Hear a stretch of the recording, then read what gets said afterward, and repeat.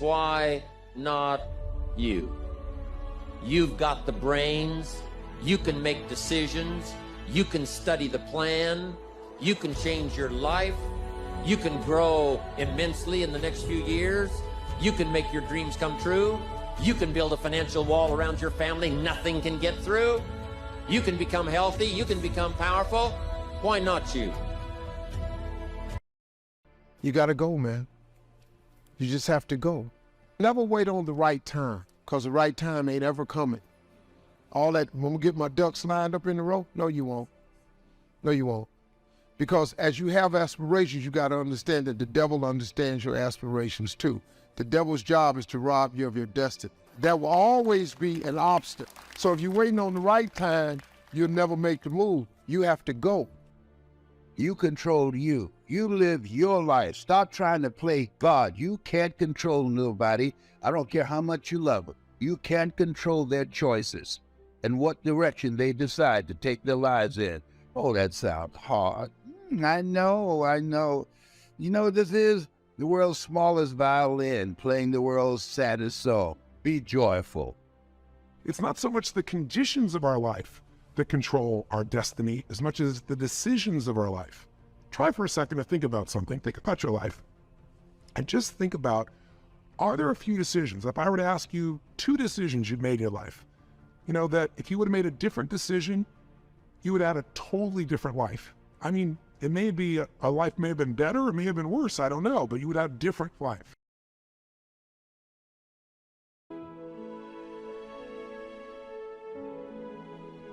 That was a great point. If you think it's impossible, it isn't.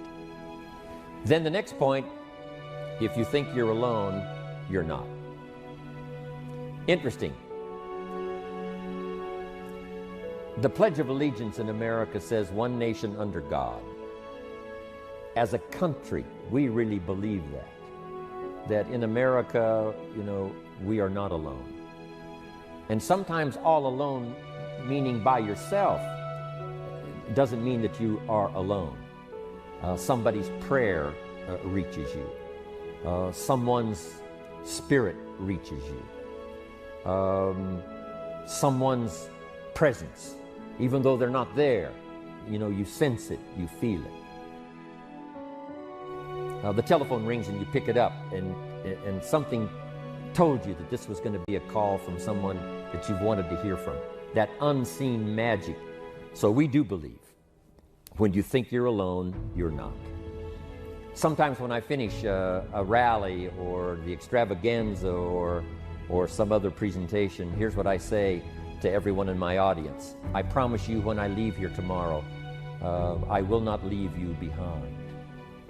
I will take you with me in my thoughts and in my heart.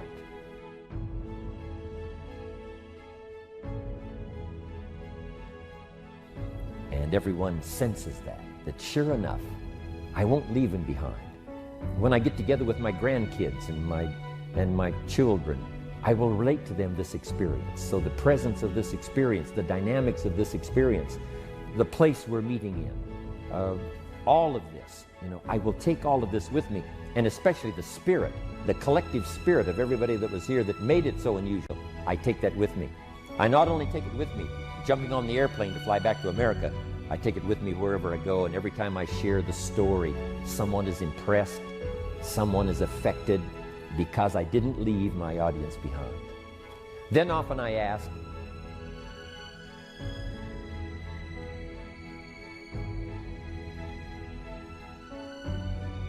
how many of you have my name in your notebook, in your journal? Everybody raises their hands. Then I say, after we leave here and the lights are out and the place is dark, I go with you.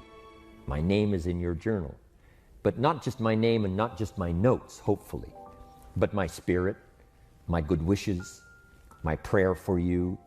I want my presence to follow you, so that when you relate to someone else the notes you've taken from one of my presentations, not only will the notes be there, but the spirit will be there.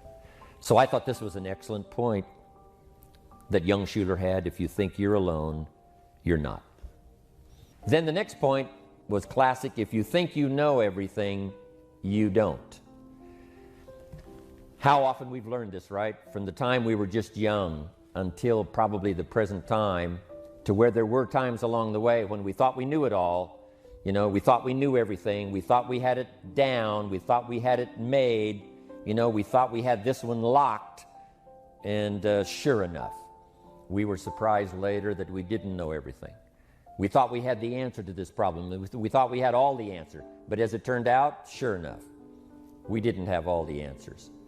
Always surprised, thinking we know everything, thinking we've got it.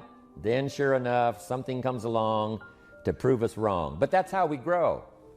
And you know, our own ego at times wants to believe that we do have the answers, that we've arrived. And then a touch of humility has to come to prove to us that we really don't know everything. We think we know everything about our business, but I'm telling you, we have a lot to learn. No telling what we can do if we keep this learning process. But now, here are some leadership studies, and I want to give you the list first, and then we'll come back and we'll go through this list and take them one at a time. Opportunity, ability, inevitability, and rationality. Here's the first one, and that's opportunity. Opportunity means springtime, to be able to recognize this is a good time. This could be the spring we've been looking for, with all of the components to make spring unique as we see it through the summer and harvest it in the fall. They seized the moment, and that's what you must do with opportunity, is to seize the moment. Whether the moment might be someone you see standing there and you say, I should introduce myself and tell my story, or at least say hello and see if the window will open a new opportunity. Seizing the moment, not letting opportunity slip away. Be a student of when it's the right time. Be a student of when this is the moment. This could be the year. The first 3 months of the next year to set up the year 2000. You say, I'm going to recognize this as a new opportunity for me to really pour it on these first 3 months. I'm calling it springtime. Putting together an artificial spring. In an industrialized society, it's hard to recognize when is spring, when is summer, when is harvest. So sometimes you have to sort of manufacture a spring. Learning to recognize opportunity, be a student of opportunity. Next is ability. Human ability, as we, ponder and think back over as much history as, we've mastered of what human beings have done in the last 6,000 years, and especially what human beings have done that we know more particular about the last couple of 100 years, since the birth of America, especially us who are Americans, but the last, let's say, 1,000 years of the Renaissance, walking hopefully out of the Dark Ages, when there was a whole burst of freedom, of thought, craft, artist, genius, music. It seems like all of these unique architecture, all of these things sort of began to awaken almost simultaneously. And within a few short years, everything seemed to be bursting forth like a variety garden called the Renaissance. But that helps us to understand human ability is just incredible. Given the right moment, given the right opportunity, given the right climate, given the right season, human beings can think, create, and do the most extraordinary things. It was there, but nobody ever recognized it. It was there, but nobody offered them a helping hand saying, come, we'll teach. Nobody offered the opportunity to say, come, we'll recognize. We will help you start, we will help you build. Not having that opportunity before and now having it, we've watched the most extraordinary things happen with people who seemingly others said didn't have the ability, but sure enough they did. Now it's awakened. There's a unique story talking about incredible ability of a university student who was being given an incredible award. He was in mathematics, and this was an incredible award of mathematics, and the ceremony was extra special. And here's why. This young student in his mathematics class one day was just sort of nodding off, and when he sort of woke up, the class was leaving. So he gathered up his books and prepared to leave, and then he looked up at the blackboard and saw two mathematical problems. When he looked at these two mathematical problems on the board, he thought, well, that's the assignment, for the next class. I better jot those down. And so he jotted down those two problems, mathematical problems, and then hurried out with the rest of the class. When he got home that evening, he started working on these problems. And he said, these are the toughest mathematical problems I have ever seen. There seems to be no answer. There seems to be no answer. And he worked with both of them. And he just literally almost tore his hair out saying, at first they seemed fairly simple, but I can see right now there is no answer. There is no answer. But finally, one of them that he had really struggled with, he finally found the answer, or thought he had the answer. And he, packed up his notes, and when the next class was opened up, he offered his paper to the teacher. And little did he know, when he offered his paper to the teacher looked at what he had done, and he said, I jotted those two mathematical problems down. He said, I've wrestled with them. There didn't seem to be any answer. Finally, I got a breakthrough on one of them, and here's the best I can do. Well, the teacher was astounded. And the reason is because the teacher had put up on the blackboard the two mathematical problems that the world had said was unsolvable. These were the two mathematical problems that could not be solved, and everybody agreed. And lo and behold, the teacher checked, and for sure, he had solved one of the world's unsolvable problems.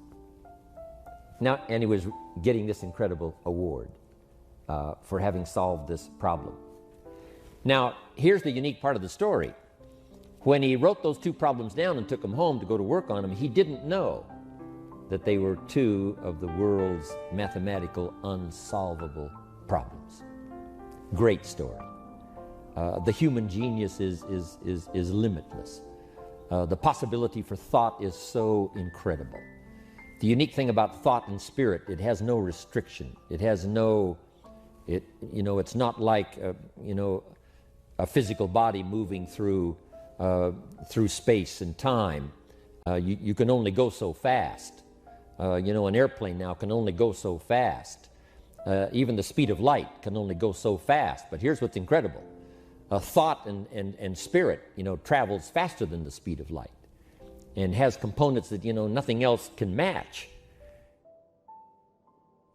The law says that, two bodies cannot occupy the same space at the same time. It's impossible. It's either one or the other. But what's amazing is when you share, you receive. Instantaneously giving out and getting back, it's so extraordinary. These are the possibilities of the human brain, the ability to think and to ponder and to wonder and to figure things out. Now here's what I want you to discover in this study, and that is your own ability. Part of it you discover as you go, skill by skill, language by language, ability by ability. Yours can grow. You've got it. The key is to use it. Yes, you can learn to do this, but how about this, and how about the next step, and how about the next step? Don't stop. Now that you've gotten started, don't stop on your journey to study and tap and utilize your own personal ability. Here's the next one that's vitally important, and that's the study of inevitability. As leaders, we must be students of inevitability. What is inevitable? Here's a little scene. 300 feet from Niagara Falls in a little boat with no motor and no oars. We call this scene inevitable. It's over. If you find yourself in such an unfortunate position, it's already lost. 300 feet from Niagara Falls, little boat, no motor, no oars. It's over. It's already done. Even though you haven't crashed over the falls, even though that experience hasn't yet occurred, you're now in this unfortunate position, and it's called inevitable. I raise this issue because what you don't want to be caught in is in those inevitable positions, where either through carelessness or whatever, rather than find yourself 300 feet from Niagara Falls, if someone would have painted the roar of the falls sufficiently for you way upstream, or maybe they had seen an experience of someone who reached that inevitable point, and then they were lost. If enough of those scenes were painted, then you probably wouldn't have been so careless to have found yourself in that position. And that's really what life is all about, learning from the experiences of others that have either witnessed or have been in these, inevitable positions where, because of mistakes and because of failure and because of carelessness, they have found themselves in this inevitable position, and sure enough, it was too late. You crossed the line. We must teach our children that there are certain points in life that are inevitable. The disaster is inevitable. The heartbreak is inevitable.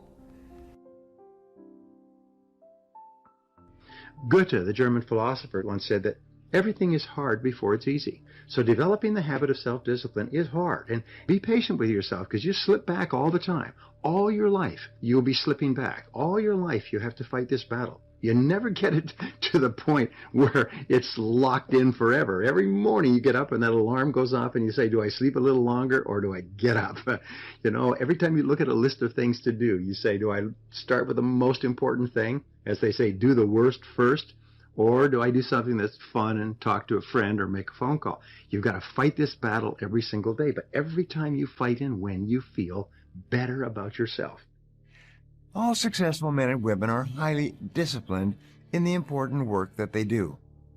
All unsuccessful men and women are undisciplined and unable to control their behaviors and their appetites. And when you develop the same levels of high personal discipline possessed by the most goal-oriented, successful people in our society, you will very soon begin to achieve the same results that they do. It's no miracle. All great success in life is preceded by long, sustained periods of focused effort on a single goal, the most important goal, with the determination to stay with it until it is complete. Throughout history, we find that every man or woman who achieved anything lasting and worthwhile had engaged in long, often unappreciated hours, weeks, months, and even years of concentrated, disciplined work in a particular direction. The discipline of daily goal setting will change your life. Why? We know that focus and concentration are essential to success. There are some skills that are helpful to success, but focus and concentration are indispensable. If you cannot focus and you cannot concentrate, then you have to work for someone else who will make you focus and concentrate, who will supervise you. The ability to focus, to be clear about what you want, and then to concentrate single-mindedly on achieving it are both habits or disciplines that you can learn through practice. Most people, again, as I said, become preoccupied with their limitations, with what they don't have, and it holds them back from deciding what they really, really want. Every morning before you start out, you reprogram your subconscious mind and then start your day. My promise to you is this: if you will do this for 1 month, actually 21 days is good enough, your whole life will change. You'll see changes that are astonishing. People come up to me at every single seminar and say, it was incredible. I started to write my goals every day. I accomplished 8 out of them in 6 months. I accomplished 5 in a week. I accomplished most of them within 12 months. It's transformed my life. So all I ask you to do, if you're not already doing it, is give it a try. Every minute spent in planning saves 10 minutes in execution. So disciplining yourself to plan your day thoroughly before you begin will save you at least 10 minutes for every minute you spend in planning, and according to the research, it will increase your productivity by 25 to 50%, maybe even double your productivity for every day that you plan. You see, if you're not working from a plan, then you just respond and react to whatever's going on. Somebody comes in, phone rings, there's an interruption or a problem, and you're off and running. But if you have a plan, you just keep working the plan. It gives you a track to run on, so you just keep working your plan. Begin the discipline of daily time management by making a list. Start off with a sheet of paper, again, think on paper, and write down everything you have to do in the course of the day. The very best time to make this list is the night before.